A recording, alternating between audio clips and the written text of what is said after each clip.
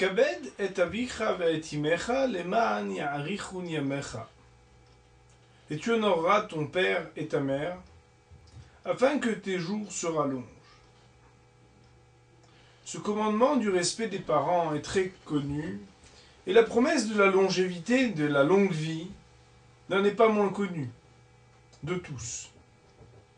Cependant, le Talmud, dans le traité de Kiddushin, cite un texte du traité de PA qui nous dit que le respect des parents fait partie de ces mitzvot dont le salaire dans ce monde-ci n'enlèvera absolument rien au keren kayemet le'olam haba, c'est-à-dire au capital qui restera intact pour le monde futur. Autrement dit, il existe aussi un immense salaire pour le respect des parents, pas seulement dans ce monde-ci, mais dans le monde futur, après 120 ans. Et Bémet que nos sages nous racontent une histoire. C'est celle de Rabbi Yoshua ben Alam.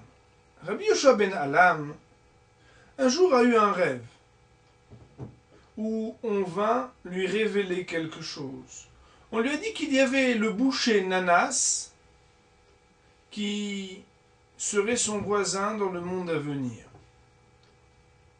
Alors, à son réveil, Rabbi Yoshua ben Alam s'adresse à ses 80 élèves réunis pour ce premier cours et leur dit: aujourd'hui, on ne peut pas étudier.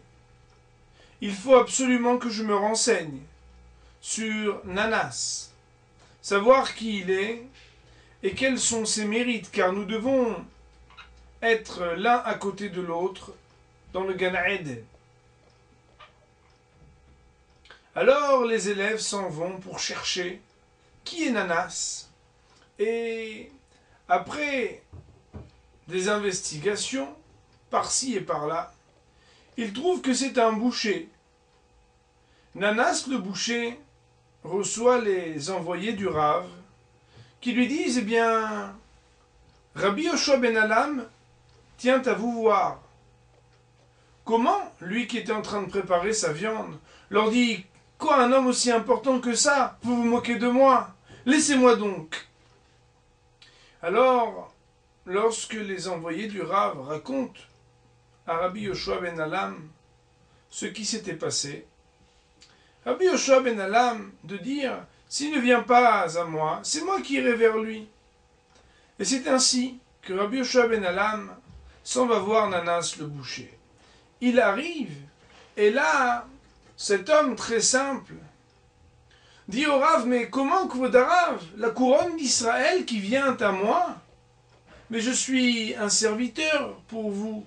Vous n'avez pas à vous déplacer, je croyais que c'était une plaisanterie. Que me voulez-vous donc? Eh bien, lui dit le Rav, je voudrais juste savoir, quels sont les mitzvot que tu pratiques? Moi, vous savez, je suis un homme très simple. Je n'étudie pas la Torah comme vous. Je ne fais pas autant de mitzvot, hein. Non, mais j'insiste, je voudrais savoir, tu dois bien avoir une mitzvah en particulier que tu pratiques avec assiduité, avec minutie, n'est-ce pas? Écoutez, Rav, il y a peut-être une mitzvah que je fais, oui. J'ai mon papa et ma maman qui sont très âgés maintenant. Et tous les jours, eh bien, je viens les voir. Je leur fais leur toilette, je leur donne à manger. Je m'occupe de les faire se lever, se promener un petit peu. Mais c'est tout, hein, rien d'autre. Et là, le Rav, de dire Ashrecha, heureux, Nanas, qui a de grands mérites. Oh, combien les mérites du respect des parents sont grands. Ils équivalent à ceux des hommes les plus justes, les plus saints, qui étudient la Torah, qui pratiquent les plus grandes mitzvot.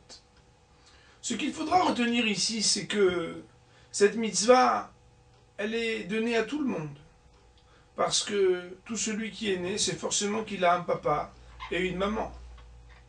Et la mitzvah du Kivud Av Va'em, en plus, on peut la pratiquer du vivant, mais aussi lorsque les parents sont déjà dans le Gan Eden, ont déjà quitté ce monde. Alors, profitons-en. Kaved et avicha et imecha, honorer son père et sa mère, honorer ceux qui, des trois associés pour créer l'homme, le père, la mère et Akadosh Baruch Hu, Dieu, eh bien, ces deux associés nous ont tellement donné d'eux-mêmes que c'est volontiers et naturellement que nous nous adonnerons à cette mitzvah pour que nous puissions dans ce monde-ci avoir la longévité et que ce keren, ce capital intact, nous fasse avoir de belles surprises de se retrouver auprès des plus grandes tzadikim dans le Olam Haba, dans le monde à venir. Shabbat Shalom.